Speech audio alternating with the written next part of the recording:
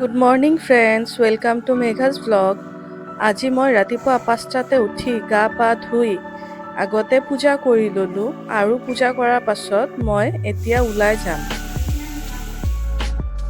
মই ঘৰৰ পৰা ওলাই আহিলোঁ আৰু এতিয়া মই গৈ আছোঁ গুৱাহাটীলৈ। আজি গুৱাহাটী যোৱাৰ কাৰণটো হ'ল মাৰ নি ৰিপ্লেচমেণ্ট চাৰ্জাৰী আছে গুৱাহাটীত। আপোনালোকে মোৰ মাতখিনি শুনি গম পাইছে চাগে, মোৰ মনটো বহুতে বেয়া আৰু বহুত টেনশ্যন হৈ আছে। গুৱাহাটী যোৱা বাটত আমি পালোঁ নাৰিকলী মন্দিৰ। হে বাবা, মোৰ মাৰ অপাৰেশ্যনটো ছাকচেছফুলি হৈ যাওক। হস্পিটাললৈ গৈ নোপোৱালৈকে মোৰ কেৱল এটাই টেনশ্যন হৈ আছে। কেৱল মাৰ কথাই মনত পৰি আছে। এতিয়া আমি হস্পিটাল গৈ পামেই আৰু বেছি দূৰ নাই।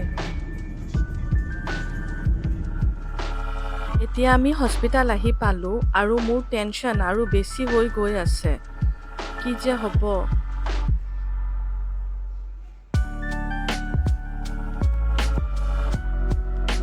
এইটো হস্পিটালৰ এণ্ট্ৰি হয় আৰু বেক চাইডেৰেও যাব পাৰি।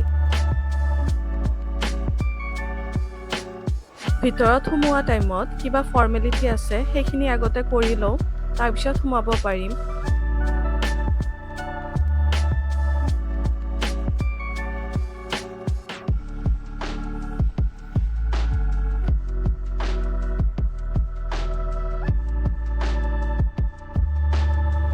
ভিতৰত সোমাই কেনে চাওঁ মাক নাৰ্ছে ৰেডি কৰি আছে অপাৰেশ্যন থিয়েটাৰলৈকে লৈ যাব, আৰু মোৰ কণ্ডিশ্যন কি হৈ আছে মই নিজে গম নাপাওঁ। মাৰ খোজ কাঢ়িব ইমান কষ্ট হয়, কেনেকৈ বুজাম আপোনালোকক। মাক অতিৰ ভিতৰত লৈ গৈছে আৰু আমি বাহিৰত বহি আছোঁ। আপোনালোকক চবকে ৰিকুৱেষ্ট কৰি আছোঁ, আপোনালোকে চবে মোৰ মাৰ কাৰণে প্ৰে কৰিব প্লিজ। মাৰ অপাৰেশ্যনটো জানে ছাকচেছফুলি হৈ যায়। মাৰ অপাৰেশ্যন ভালদৰে হৈ গ'ল আৰু এতিয়া আমি ঘৰলৈ উভতি আহি আছোঁ, কিয় কি মাক অপাৰেশ্যন থিয়েটাৰৰ পৰা ওলাই ছেমি ICUত থৈছে।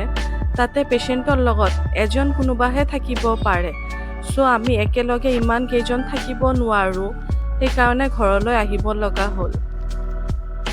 আহি আছোঁ ঠিকে, কিন্তু মনটো মোৰ তাতে আছে। গুৱাহাটীৰ পৰা আমাৰ ঘৰলৈ আহোঁতে 2 ঘণ্টামান লাগি যায়।